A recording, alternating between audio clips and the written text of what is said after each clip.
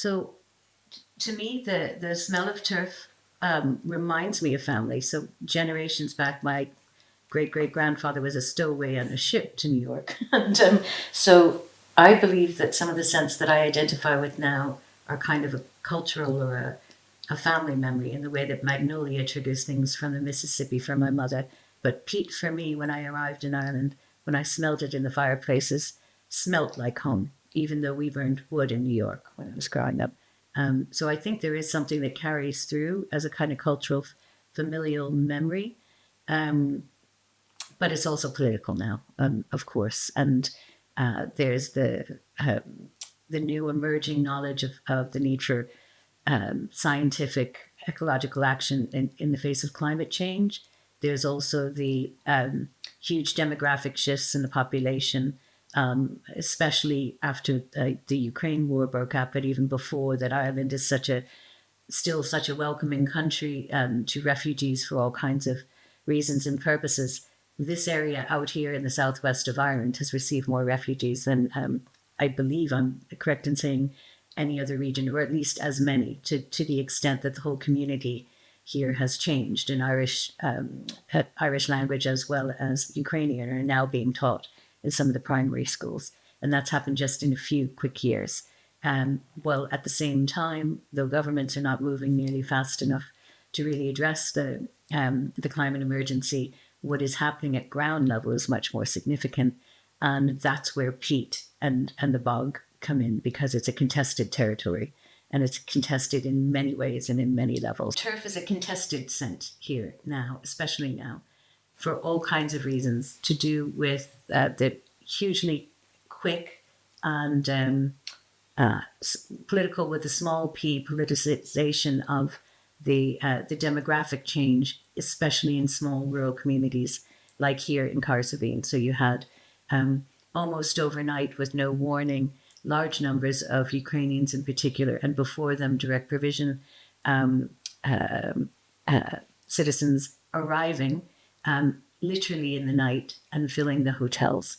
So one side of a community very much supporting their presence and very much wanting to welcome, but all the political issues that come with it, with the lack of space for tourism to grow, with the, especially so close after COVID, with the need to regenerate the economy of a region by reopening up shops and restaurants and hotels, and at the same time everything being filled quite rightly with people arriving. But this causes clashes within families, within the little micro economic units of a family, who can only survive if they can reopen their restaurant or their shop.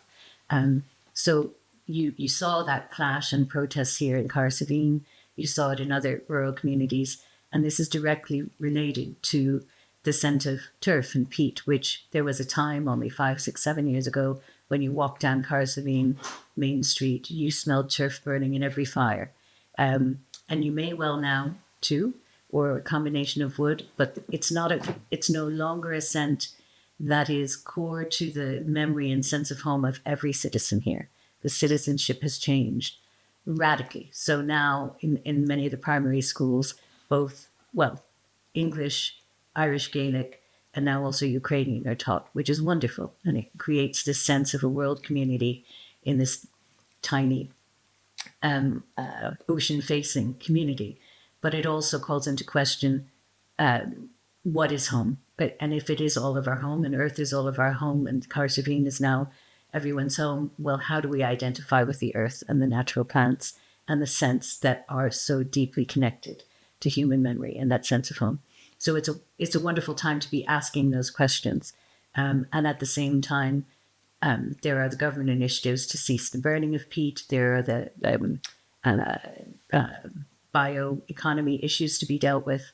And there's the deeply held sense of identity of some local people here, and certainly people from the bogs further north and toward the center of the country, that scent and the peat itself is part of their identity. Their right and the right to the use of land in this country is very deeply held. It is a core element of people's sense of who they are and what their rights are in a post-colonial society, still engaging in the tail end of the troubles and engaging with Brexit and engaging with the sense of identity that comes from refusing to conform, peat, and now the banning of peat burning or use or sale, depending where you are, is a highly contentious issue that goes to the core of identity. In the same way that in America, you might think of reproductive rights, it has that same level of intensity, because though it might seem small, it's connected to the well-being of the planet,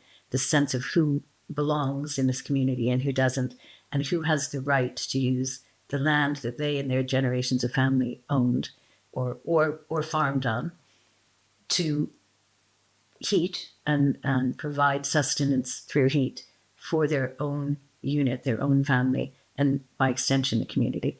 So it's hugely political.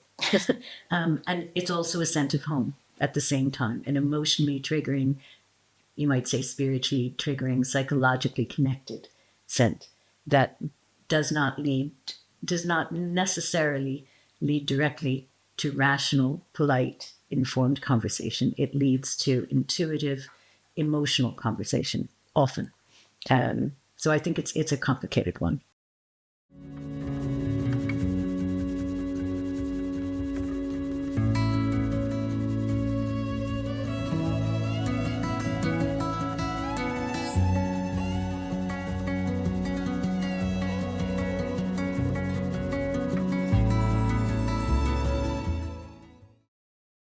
So plants that I would hold in high esteem on a very personal level will be the ones that I have learned to recognize because I'm allergic to so many things. So in America, in New York, where I grew up, I could never walk in the woods because I'm so highly allergic to poison ivy, poison oak, and all of these, that particular strain, so much so deathly allergic. So I never was able to walk in the woods. Here in Ireland, land of my mother's people, I can walk in the woods and I'm not allergic to anything except nettles.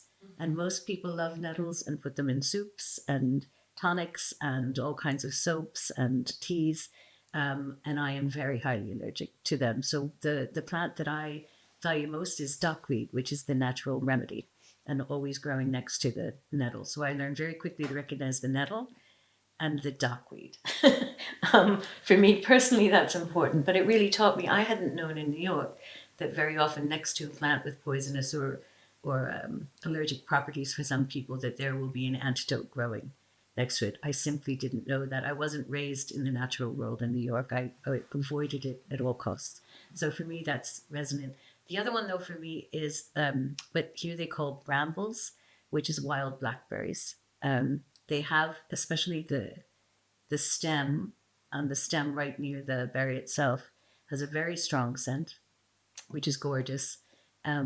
And it also feels to me to have a healing property like rose hips, a very similar kind of quality. But again, personally, it reminds me of New York, where my mother now lives in New York, used to be a wild berry farm right across swathes of Westchester in New York. Here, where we live, everywhere there are wild brambles, and people chop them down and find them a nuisance and treat them like weeds, even though they're brimming with berries in a good season. Just the amount that we can pick in our own back garden, and along the road up to our son's school, we can make, I don't know, 100 pots of jam, just in what we pick as we're walking by.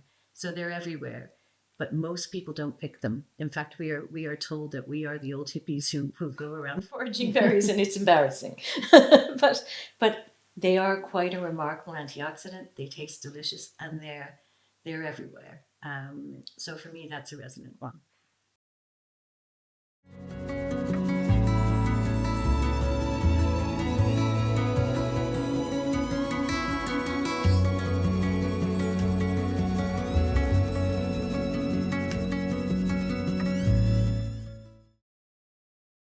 I would just say that for Ireland as a country, and as a nation in this really contested time where Brexit has thrown up all kinds of new issues, and that we're, as we speak, a week away from an election, a week since they declared the election, where these things happen very quickly, and there's a general consensus that it doesn't matter who's in charge because nothing will change, is what most Irish citizens would tell you if you did an informed opinion poll. It's a moment when it really matters to have some new knowledge land and some new knowledge that comes from the land. That that effort, which to me is what World Sensorium Ireland is doing, is really important.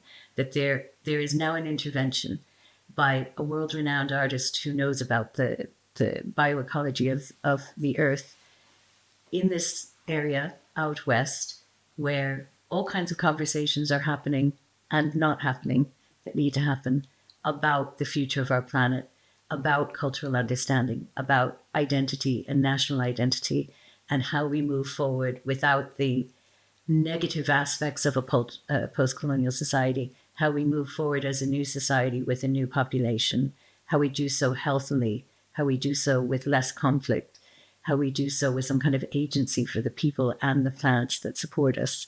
It's a really important time to have that conversation, and really exciting that you are here leading it.